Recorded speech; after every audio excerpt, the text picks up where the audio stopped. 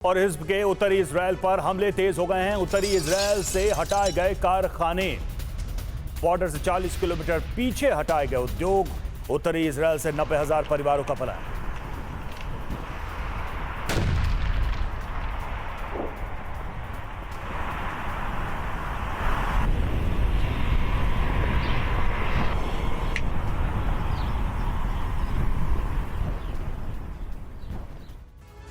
और इजराइल के counter attack से पूरे अरब वर्ल्ड में खलबली मच गई है, क्योंकि 30 जुलाई को इजराइल ने बेरूत और तेहरान पर हमला करते हुए हिजबुल्लाह के कमांडर फवाद शुक्र और हमास चीफ हानिया को मारा। तो वहीं बीती रात सीरिया की राजधानी दमिश्क में ईरानी सेना के टॉप कमांडर अली हाजीजादेह को ढेर कर दिया गया, वो भी एयर स्ट्राइक के जरिए। आखिर कैसे 3 देशों की राजधानियों में इजराइल ने 3 दुश्मनों का शिकार किया, कैसे आईडीएफ के हंट ऑपरेशन में सीआईए और मोसाद ने की मदद, देखिए रिपोर्ट।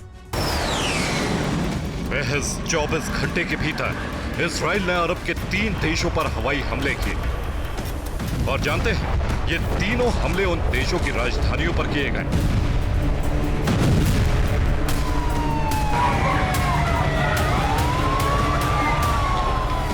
यकीन मानिए, इजराइल के 3 हवाई हमलों ने बेरूत से दमिश्क वाया तेहरान खलबली मचा दी।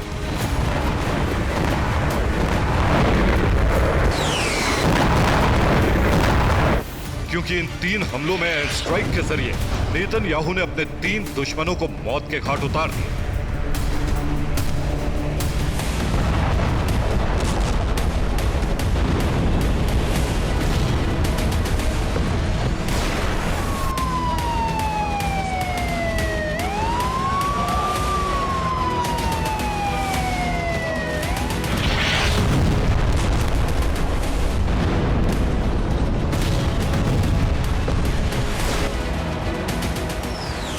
जुलाई से इजराइल ने अरब देशों में हमले की शुरुआत की और अब तक इजराइल ने हमास, हिजबुल्लाह, यहां तक कि ईरानी सेना के एक बड़े कमांडर को ढेर कर दिया। अब सवाल यह है कि इजरायली सेना ने कब, कहां और कैसे स्ट्राइक की। आखिर आईडीएफ के हमलों में किसकी मौत हुई, ये भी जान लीजिए।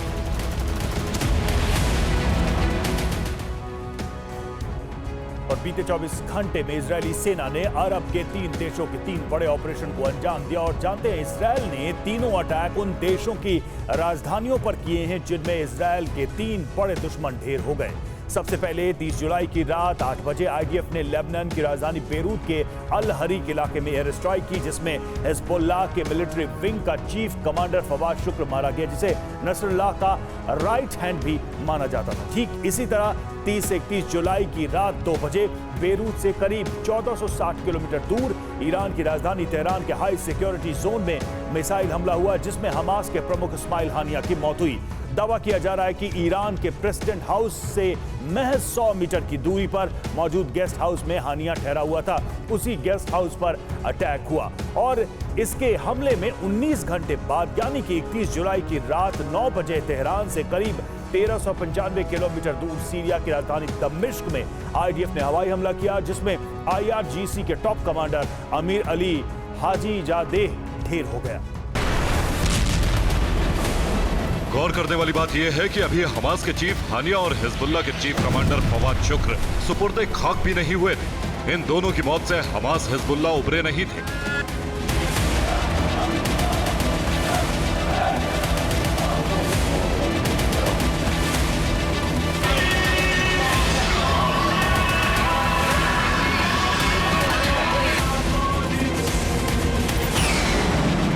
उससे पहले ही इजराइल ने सीरिया में एयर स्ट्राइक करते हुए ईरानी सेना के टॉप कमांडर अली हाजीजादेह को मौत के घाट उतार दिया।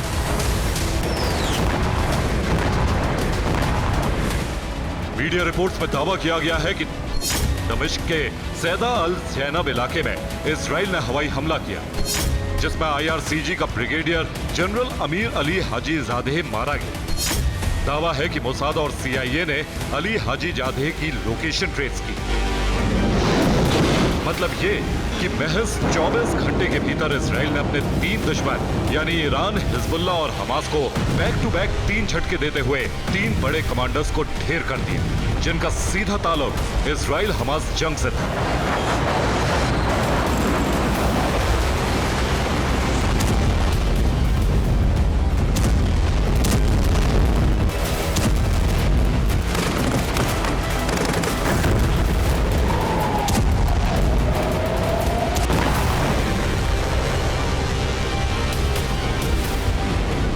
हमास प्रमुख हानिया और हिजबुल्लाह के मिलिट्री विंग के चीफ कमांडर फवाद शुक्र का मारा जाना इसलिए भी जरूरी था क्योंकि ईरानी समर्थित ये दोनों संगठन नेतन्याहू के लिए चुनौती बन चुके थे।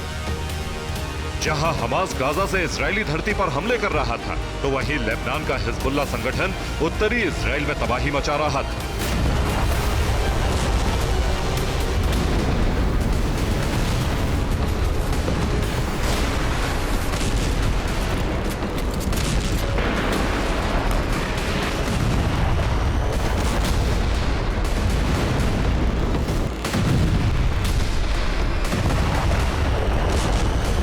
लेकिन बड़ा सवाल यह है कि सीरिया की राजधानी दमिश्क में स्ट्राइक करते हुए आईडीएफ ने ईरानी सेना के कमांडर अमीर अली हाजीजादे को क्यों मारा? आखिर नेतन्याहू के लिए अमीर अली हाजीजादे का मरना क्यों जरूरी था? तो आपको बता दें कि जनरल अली हाजीजादे IRGC के एरोस्पेस फोर्सेस के कमांडर थे। ईरान के ड्रोन और मिसाइल प्रोग्राम का जिम्मा हाजीजादे के पास था। हाजीजादे ने अप्रैल में इजराइल पर मिसाइल हमले का प्लान बनाया। हाजीजादे के पास सीरिया इराक में प्रॉक्सी नेटवर्क की कमान भी थी। प्रॉक्सी संगठनों को हथियारों की सप्लाई भी अली हाजीजादे करते थे।